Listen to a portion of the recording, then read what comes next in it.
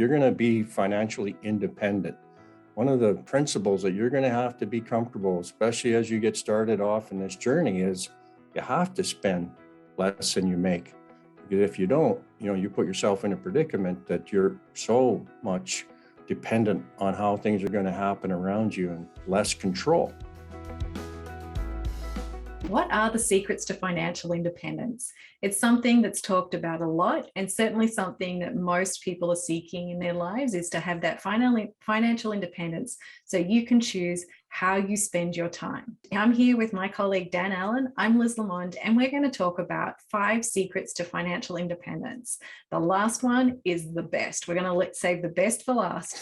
We want to talk about first, when you think about what you currently have, we're wondering, are you actually truly free? So we want you to do a bit of a deep dive into what you've already created and think about what would it take to actually be truly free. So for example, people who have assets in one particular asset class, there may be some limitations around what could happen if the lever swings in a different direction. So what are the limitations around liquidity even in using those assets, limitations around borrowing, all sorts of pieces that might change should you need to access cash more than you're expecting, and just looking at what assets can you create that actually give you that level of flexibility? We've always heard this. It's kind of a cliche to say it, but, do you have your eggs all in one basket, or what type of baskets do you have your eggs in? And really, do you have a certainty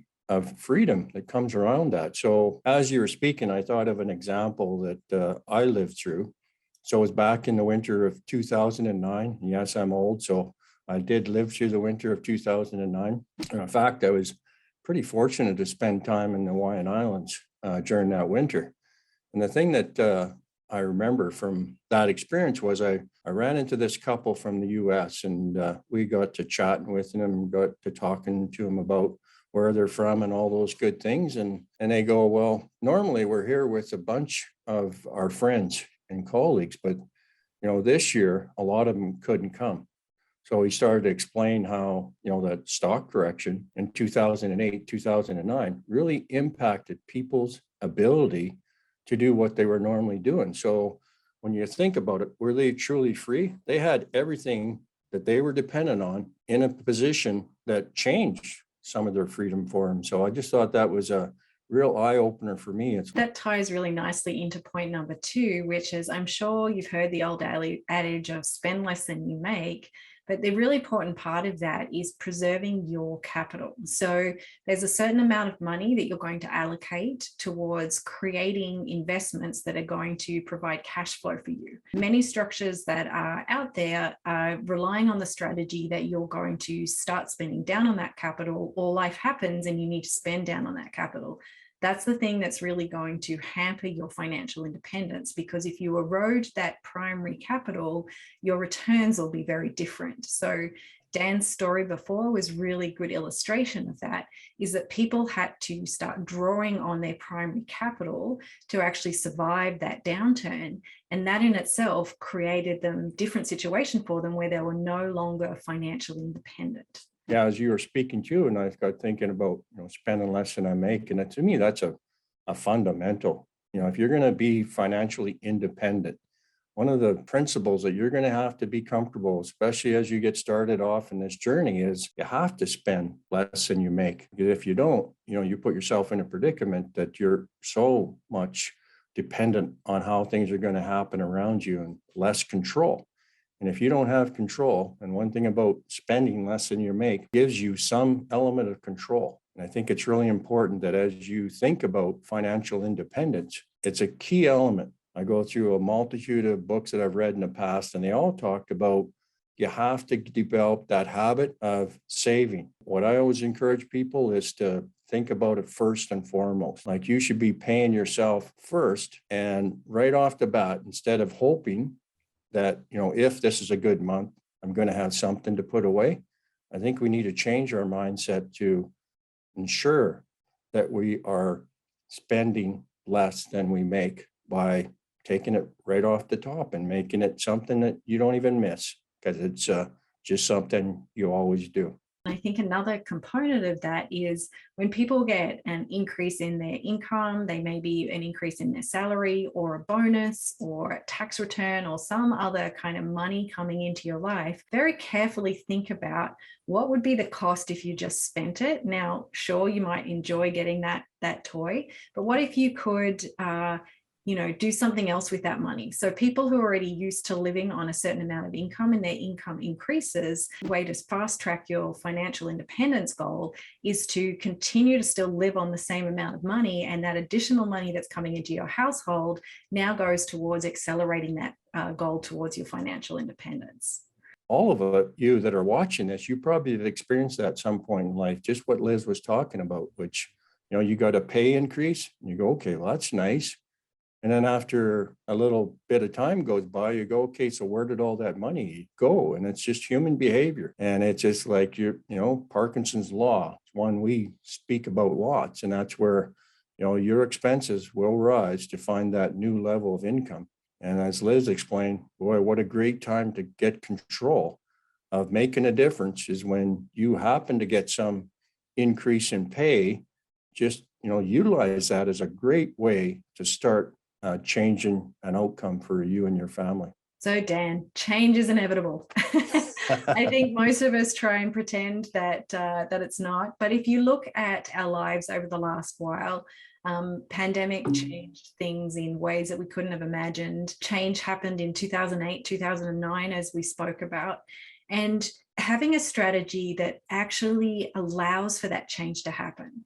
So previously, people would expect to be retired for probably 5 or so years before they passed on. Whereas now people are looking at retirement timeframes of 20, 30 plus years. And so I think most people would agree that there is likely to be a change in the market over a 20 to 30 year timeframe. So just being aware that whatever you're setting up, you need to be able to cater for the fact that that change is inevitable. There will be a change. We're not saying whether it's going to be up or down, but either way, there will be a change. And that change, how are you able to adapt to that? How is your asset base able to cope with those changes that are coming along at some point during the time that you're relying on this passive income? And sometimes history is not a good thing to consider, but a lot of times it is. And I can, remember in my adult life when interest rates were over 20%. Well, you can imagine if that change happened today. Not saying it's going to, but if that happened today, how would that change things across our country? I just recently heard a podcast, and the gentleman that was speaking on that podcast, he mentioned that in Canada, when you look at where the debt levels are getting higher and higher, it's in our homes. So prices of homes go up, interest rates have been really, really low for a long period of time, and people are spending more and more on their homes, and they have to just to get into them. And at what point does that change? I think it's inevitable. Rates will go up, rates will go down, the home prices will go up. There'll be a correction. If you look back at the stock market and you really study how many corrections have happened over the last 20 or 30 years, there's been a multitude of corrections, and it's like timing. When is that going to change? Change going to hit? We don't know. And how will it impact you if you're really focused on financial independence?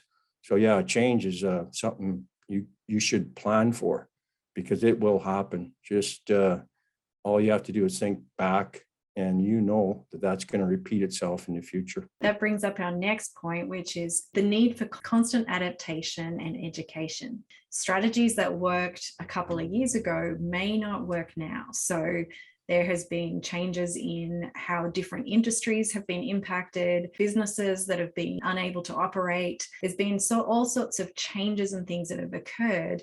And the ones who've actually done well during these times are the ones who've been willing to adapt. That adaptation had to happen very fast in some cases, but those businesses have pivoted and changed what they're doing. It's no different with our passive income. So there is a possibility that whatever strategy that you might be using may need to be adapted or changed or moved in a slightly different direction so that you're still able to be financially independent and continue continue to receive the level of passive income you need to manage your expenses. As you spoke, I thought of one word, and that's nimble. So is what you have financially set up, is it nimble enough to be able to change as things change? So I thought that was a great point that you made, Liz. And I think for all of us, as we look at this and we think about it, how does it impact us? Like, how does it impact you? Are you nimble with what you've got sent up so that if something, God forbid, something like a pandemic comes along, how much is it going to impact you? And have you got it set up in a way that you could easily enough change and still have that independence that you're looking for financially? So everyone's been very patient, Dan, and thank you for sticking with us.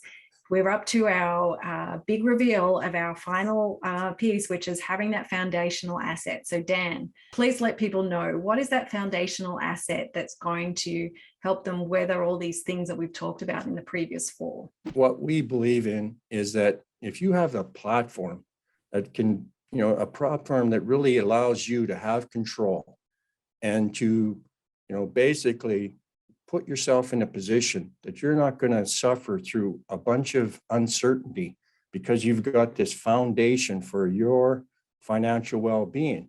And it's all based on a very interesting concept. And this is the book that we use to explain it. It's all based on the concept called Becoming Your Own Banker, the infinite banking concept. And in that particular concept, we use dividend paying whole life insurance as a platform. So you say, well, why would you use something like that? Well, first, it's proven and true. It's been in Canada longer than Canada's been a country. And it has continued to do what it does all those years without fail. And it's kind of a great place to have your financial foundation. So whatever else you want to do, if you build your wealth in dividend paying whole life insurance, and then you invest in real estate, or you buy some other investment, you're in the market, whatever you believe you could be in to really make a difference for your family, you've got this foundation that's underneath that. And it's going to give you certainty, your value, your cash value, because it has to, in your dividend paying whole life insurance policy, it's going to go up. It has to, by contract. It will continue to grow. So even if you have money that you have pulled out of your banking system through a dividend paying whole life insurance policy loan, and something happens to your investment and it drops, you're being cushioned because of the leveling effect you can get, because your cash value in your dividend paying whole life insurance policy has to go up every day by contract. So I like certainty and I like guarantees. And I really love this one guarantee that comes with that platform, that the cash value has to equal the death benefit by age 100. That's right in the contract. And those life companies are extremely good at doing that. They have been doing it for hundreds of years in Canada, and it just gives me certainty and it gives me control over a lot of elements that I couldn't control before. So I just love it for a platform. And whatever else you're doing financially in your life, if you can start to transition to a point where you have a foundation that you can build on to build those other investments, those other things you're doing with your life, it ups the certainty that when we get into troubled times, if you want to call them that, or changes, that you're going to have something that you can depend on for passive income. As I look at my system now and I go, okay, well, even if we had this major correction in the market, I'm still going to be okay because I've got this other foundation source of passive income that I could use to level things off for me and my family. I encourage you to go back and rewatch what we've gone through and think about your asset base.